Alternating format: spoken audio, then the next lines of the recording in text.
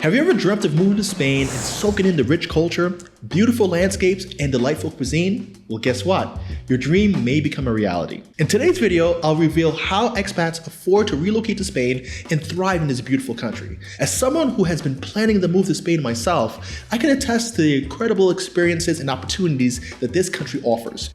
In this video, we'll cover remote work, getting a job in Spain, freelancing, and managing a business abroad. So let's dive right in and explore how you can make your dream of living in Spain come true. First up, let's talk about remote work. With the growth trend of remote work, more and more companies are embracing this culture, which presents a fantastic opportunity for expats. You might be able to maintain your current job while living in Spain, or you could search for new remote work opportunities. To find remote work, explore job portals and platforms dedicated to remote work, such as remote.co and FlexJobs. When applying, be sure to highlight your experience as a remote worker and emphasize your ability to stay self-motivated. The benefits of remote work are numerous. You'll enjoy the flexibility to work from anywhere in the world, often with the added bonus of a lower cost of living, such as the cost of living in Spain. This flexibility also allows for improved work-life balance, which is essential for making the most of your time in this beautiful country. However, there are challenges like managing different time zones and staying productive and motivated. To overcome these obstacles, establish a routine, create a dedicated workspace, and set boundaries between work and personal life. It's also essential to communicate effectively with your team and stay connected with the people that you're working with. As a business owner, I have mixed feelings about remote work. For some of my employees, I think it's a really good option. They're self-motivated, they're able to maintain their job and do a good job wherever they are in the world. But other employees kind of struggle with that. Now, if you're thinking about porting your job from the United States to anywhere else, make sure it's something that you absolutely can do remotely, that you have great skills, and that you're really a valued employee within your organization. If you're not, you might get the peace sign and get, your walking papers. Because, like I said, as a business owner, I know that some employees are capable of it. Some jobs can be brought remote, and it's not something that I would open up to everybody. Remember, I'm also a partner in a company that hires outsourced resources. And I know that there's certain positions that can be done from anywhere in the world. So don't think that your job cannot necessarily be ported. Just really examine yourself. Look at your skill set. Know what it is that you bring to the company. What you want to make sure of is that your presence in your physical location is not required to execute that job. Remember, remote work is all about using computers, having a very distinct skill set that can be brought anywhere. If you're a great salesman, most likely you could do that remotely. If you're customer service where everything's on the job and computer, again, that's something else that you could port remotely. Just be smart about how you approach your remote work request, because if you're a valid employee and your job could be done remotely, then most likely they'll keep you and kind of negotiate that. If you're not that good of an employee, it might create some issues and it might put you on the chopping block for the next round of layoffs. Ultimately, what you need to do is really understand what value you present and whether or not there's going to be added value in you going remote. Maybe it frees up a desk space in the office. The company might be trying to minimize office space. They also may be interested in renegotiating your work contract. Living in a country like Spain, which is less expensive than the United States, you might even be able to negotiate a pay cut while keeping that job and going remote. You have a lot of options when it comes to negotiating your remote job. If you prefer a more traditional work setup, consider getting a job in Spain. Some popular opinions for expats include teaching English, working in tourism and hospitality industry, or landing a job in the growing tech sector. To secure a job in Spain, it's crucial to have the necessary qualifications and skill sets for that job. For example, if you're interested in teaching English, a TEFL or CELTA certification is often required. Knowing the Spanish language is also a significant advantage, as it opens up more job opportunities and helps you to better integrate into their local communities. When searching for a job, use online job portals like InfoJobs, Indeed Spain, and LinkedIn. It also is essential to network and attend local events, joining expat groups and leveraging your existing connections.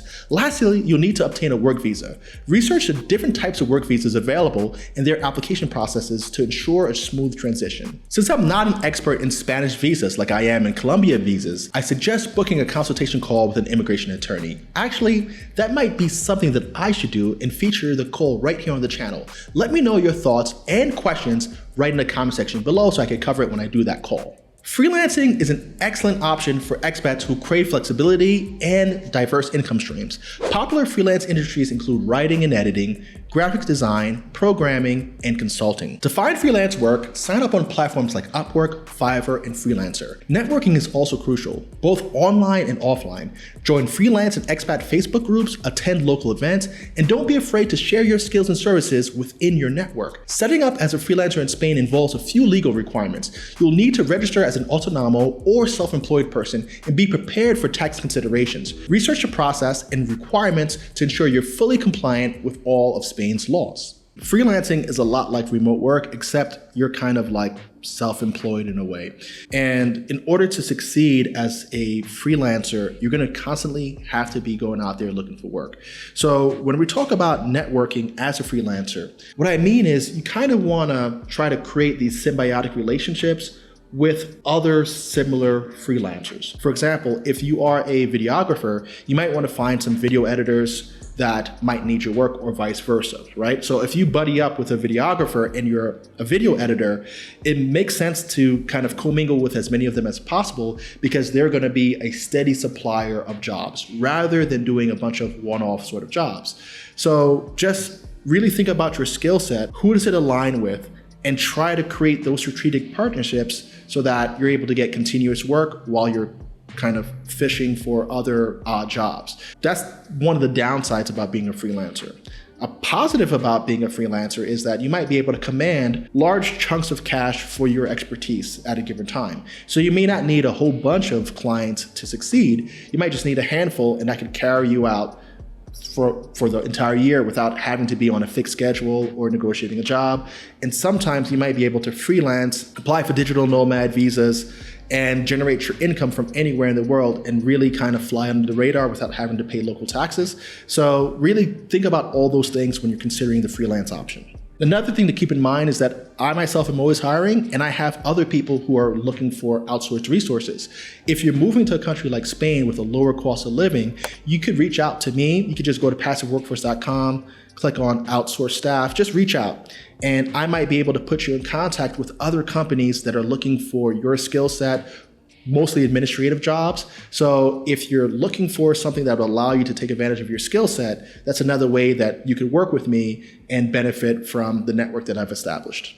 For those with an entrepreneurial spirit, Spain offers plenty of opportunities. The startup ecosystem is growing rapidly, and the government provides support for entrepreneurs through various programs and incentives. When setting up a business in Spain, you'll need to be aware of the legal requirements and follow the proper business registration process. This may involve registering your business name, obtaining the necessary licenses, and setting up a business bank account. It's crucial to research and understand these requirements before starting your business. Funding and financial support are critical aspects of starting a business.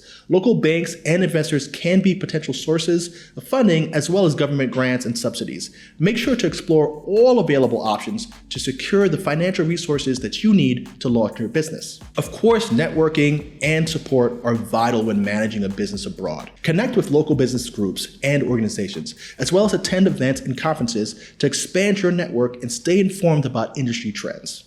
Fortunately for me, I own businesses in the United States, right? So a lot of my income is derived from my businesses and investments stateside. Now, if you're in the same situation where you have a thriving business or a business that at least can be maintained without your physical presence, then you totally should take advantage of that and maintain that business. Another thing that you can do is that you could acquire a business, maybe something like a laundromat that allows you to potentially manage that business from a distance.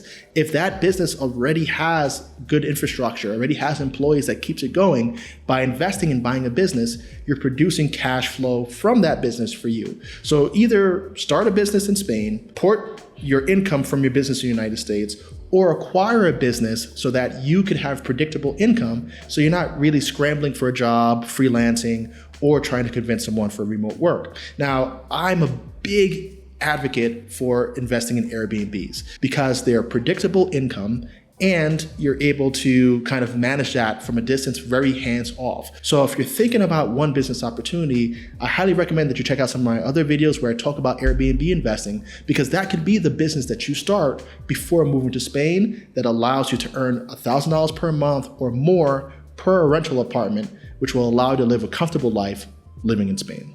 To recap, relocating to Spain as an expat is more attainable than ever before, thanks to various options like remote work, finding a job in Spain, freelancing, and managing your own business. By understanding the opportunities and challenges of each option, you'll be better equipped to make your dream of living in Spain a reality. Before we wrap up, I encourage you to watch my interview with Nicole from Travel to Money, where we discuss how she successfully took her job from the US and brought it over to Spain, and the best ways to negotiate such arrangements. It's a fantastic resource for anyone considering moving to Spain while maintaining their current job. Well, that's it for today's video. I hope you found this information valuable, and I can't wait to see you embark on your own exciting journey to Spain. If you enjoyed this content, please like, comment, and subscribe for more tips and advice on living and working in Spain. And as always, if you have any questions or personal experiences to share, feel free to leave a comment right below. Hasta luego. Ciao.